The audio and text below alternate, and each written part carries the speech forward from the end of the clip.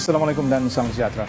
Harga minyak petrol RON 95 dan diesel akan dinaikkan 20 sen seliter berikut kuasa selepas 12.30 malam ini. Ketika mengumumkannya, Perdana Menteri Datuk Seri Mohamed Najib Tun Razak berkata, kenaikan itu adalah sebahagian langkah rasionalisasi subsidi bahan api oleh kerajaan yang membabitkan peruntukan berjumlah RM24.8 bilion tahun ini.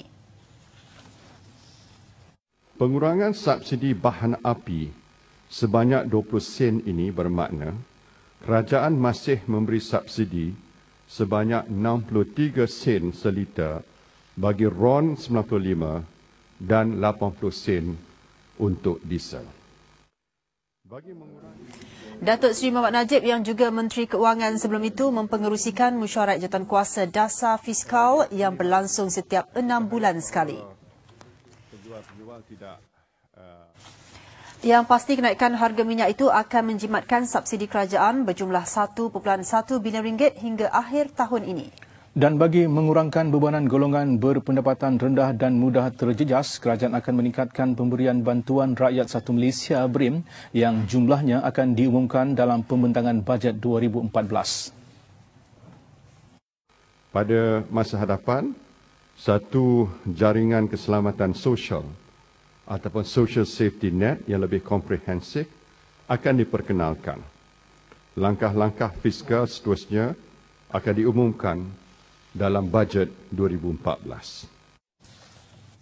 Menurut Datuk Seri Mohamed Najib, bagi menangani lebihan akaun semasa pula, kerajaan akan mempertimbangkan pelaksanaan projek sektor awam, manakala projek yang mempunyai kandungan import rendah akan diberi keutamaan bagi memastikan pertumbuhan ekonomi tidak terjejas.